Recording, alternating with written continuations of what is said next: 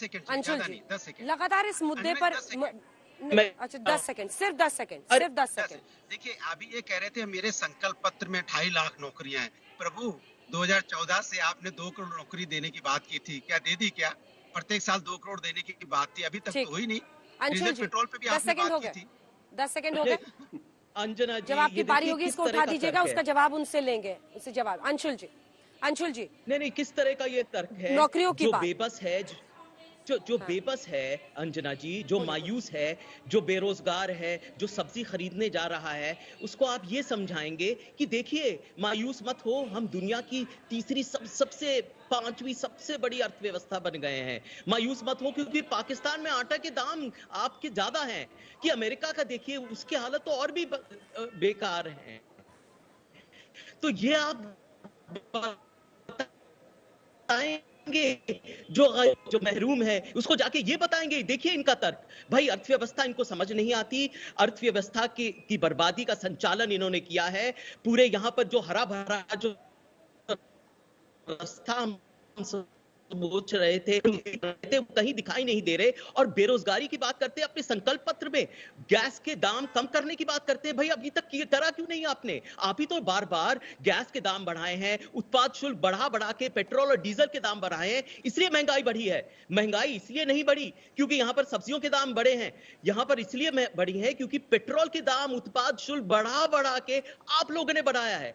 यहां पर जो क्षमता दिखाई है, अयोग्यता दिखाई है, अर्थव्यवस्था और मैक्रो इकोनॉमिक्स आप समझते नहीं है। यहां पर महंगाई और बेरोजगारी आपकी वजह से है। और केजी से पीजी तक तो हमने वो वादा किया था छत्तीसगढ़ में, हमारी ही नकल कर रहे हैं। जितने हमारे वादे हैं उनको ही दोहरा रहे हैं और ये समझते हैं कि वो वापस वो किसी तरह वो मुकम्मल होंगे, आवाम आपको एक तोहफे में आपको सत्ता में ले आएगी। तो हमारे ही जो वादे हैं, जो एक तरह से हमने कर्नाटक में दिए थे, जो छत्तीसगढ़ में, जो मध्य प्रदेश में और जो राजस्थान में, उन्हीं को बार बार किसी तरह दोहरा के, और बेरोजगारी की नियुक्ति आप उन्हीं लोग प्रधानमंत्री जो बेरोजगार मेला कराते हैं, वो कोई नई नौकरी का सृजन नहीं कर रहे।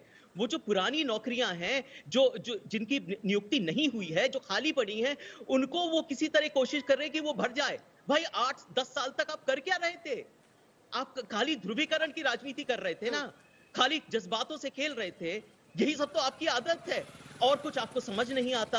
आपको अर्थव्यवस्था समझ नहीं आती, आपकी लोगों की जरूरत, किसी के चूल्हे में रसोई में जाके देखा नहीं कि रसोई में पक क्या रहा है, कि गरीब आदमी रोटी प्याज और नमक के साथ खाता है, वो आप जानते हैं कि नहीं जानते? तो ये तो आपकी आदत है, ये सब पुरानी आदत है। और जब तक कि आप संभलेंगे नहीं, कोई उम्मीद नहीं है आपसे, इस सरकार से। ठीक है, जवाब दीजिए शरम मणि जी। जज्बातों से आप खेलते हैं, भावनाओं को और भी उठाते हैं, भावनात्मक मुद्दों को। आपको अर्थव्यवस्था की समझ नहीं है, नई नौकरियों की सृजन आप नहीं कर रहे हैं, जो पहले से रिक्तियां थी उसको भर रहे हैं। मुझे लगता है कि कांग्रेस के साथी ने ही कहा कि इससे क्या होगा कि आप बताते चलिए कि आप दुनिया की सबसे बड़ी अर्थव्यवस्था बनने जा रहे हैं। खुद ही स्वीकार कर रहे हैं कि दुनिया की सबसे बड़ी अर्थव्यवस्था भारत बनने जा रहा है, आज इतनी तेजी से सीढ़ियों पर चढ़ रहा है। और दूसरी तरफ कहते हैं कि अर्थव्यवस्था की समझ नहीं है।